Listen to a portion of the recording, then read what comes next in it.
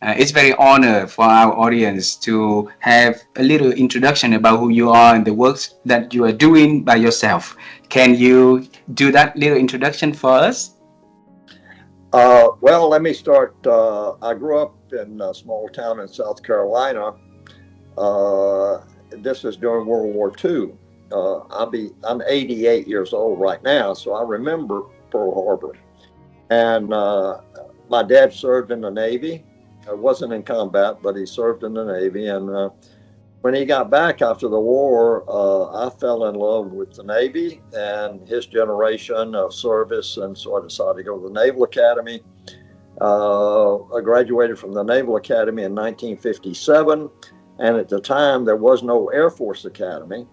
And I fell in love with airplanes, and I could volunteer for the Air Force. And so I did that and went into the Air Force upon graduation in 1957, became a pilot. And within a couple of years, by 1959, I was headed to Germany in my first squadron. And that year, NASA was formed and the first group of astronauts were formed. When I was to back up a little bit, when I was in flight school, in October of 1957, Sputnik was launched. And to me, that was the beginning of the space age. And the space race began shortly after that. Well, Hmm. got to Germany in 59, and in 61, Yuri Gagarin was the first human being in space. Shortly thereafter, Alan Shepard became the first American. And then just shortly after that, President Kennedy announced the Apollo program that we were going to go to the moon and land on the moon by the end of 1969. Well, I thought it was crazy idea, but turned out 8 years and 2 months later, I'm sitting in mission control and on Apollo 11 and talking to Neil Armstrong and Buzz Aldrin when they landed on the moon. So 8 years and 2 months later, we accomplished the goal. Well, in 1962, I rotated back to the States. The Air Force sent me to graduate school at MIT. And while I was there, I was working on the Apollo guidance and navigation system that MIT had the contract to build.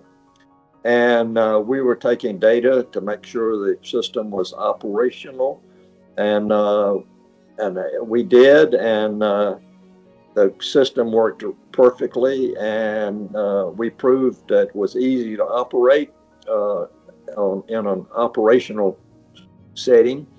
And so I got my degree, and I met some astronauts while I was there working on this system, and they were very excited, enthusiastic. I'd never met anybody that was so excited about their job.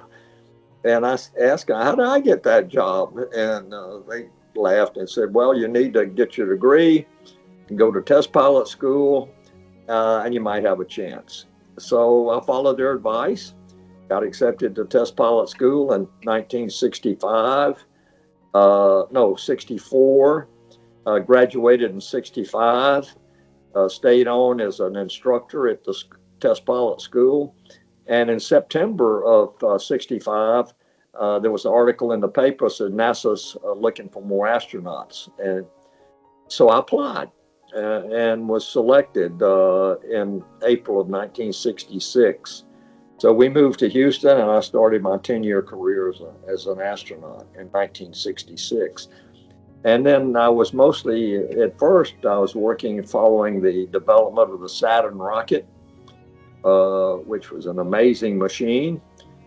Still is, I think, biggest one ever launched, rocket ever launched. And so then I got support crew for Apollo 10, and I was mission control for that. There was mission control for Apollo 11, backup on Apollo 13. Flew to the moon on Apollo 16 and back up for Apollo 17. So I worked on more Apollo missions individually than anybody else in the astronaut office.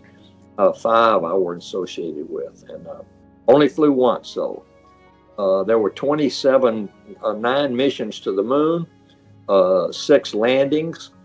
So that's 12 people.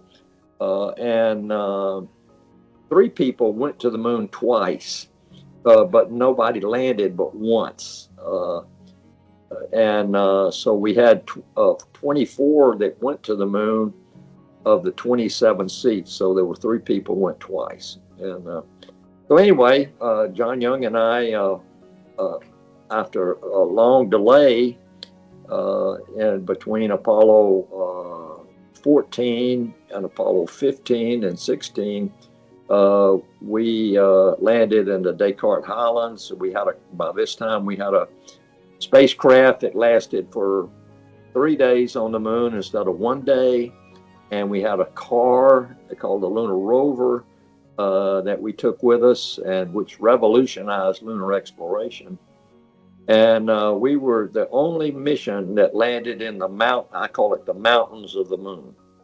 As you look at the moon, there's the dark areas and the light areas.